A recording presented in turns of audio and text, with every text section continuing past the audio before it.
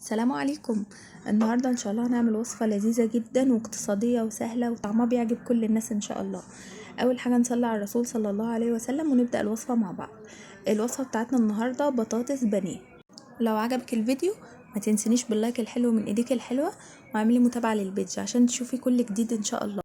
هنقشر البطاطس بتاعتنا ونقطعها مكعبات صغيرة عشان تستوي بسرعة، ونكون محضرين حلة فيها مية بتغلي وحاطين فيها ملح قليل جدا، وهننزل فيها بالبطاطس لحد ما تتسلق بالشكل ده.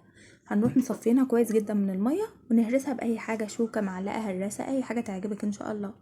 البهارات بقى اللي يعجبك واللي بتحبيه. أنا حطيت ملح، ما تزوديش في البهارات عشان بس ما تبقاش طعمها صعب.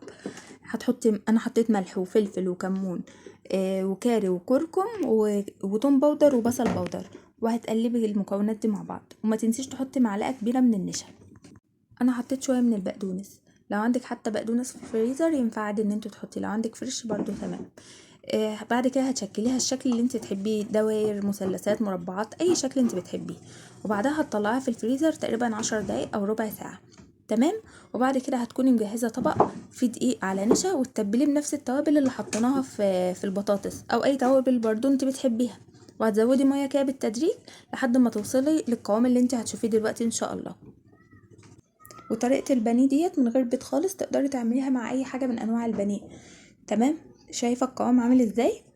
والطبق التاني هتكوني حاطة فيه خلطة بتاعة البانيه او البقسماط بتاعك. هنكون طلعنا البطاطس من الفريزر وهننزلها بقى في الخلطة اللي احنا عاملينها السائلة ديت، وبعدها نطلعها. لو كنت بتعمليها بشوكة هتتصفى خالص من السوائل دي. هتنزليها بقى في البانيه وتقلبها كويس جدا في الخلطة بتاعة البانيه، وتقلبها كويس جدا، وبعد كده تطلعيها تنزليها في زيت يكون سخن. تمام. بالمنظر اللي انتوا شايفينه دوت، تغلفيها كويس جدا اهم حاجه. لو انت مش مستعجله وعايزه نتيجه افضل ومش عايزه البقسماط ان هو يتفك من على البطاطس خالص، طلعيها شويه كمان في الفريزر 10 دقايق كده ولا ربع ساعه كمان، وبعد كده تنزل في الزيت السخن. تمام. علشان ما ينزلش اي رواسب من الخلطه ديت في الزيت. وهتقلبيها بقى على طول، مش بتاخد وقت خالص عشان ما تتحرقش، تقلبيها بقى على الوشين وبس كده. شفتي شكلها حلو ازاي ولونها عامل ازاي وطعمها رهيب. جربيها وادعيلي. وسهله واقتصاديه ومش بتاخد وقت خالص. ولو وصلت لهنا بقى وعجبك الفيديو، ما تنسيش تعملي لي اللايك الحلو من ايديك الحلوه دي، واعملي لي متابعه للفيديو عشان تشوفي ان شاء الله كل جديد. شكرا لكم ولدعمكم، بتفرحوني. باي باي.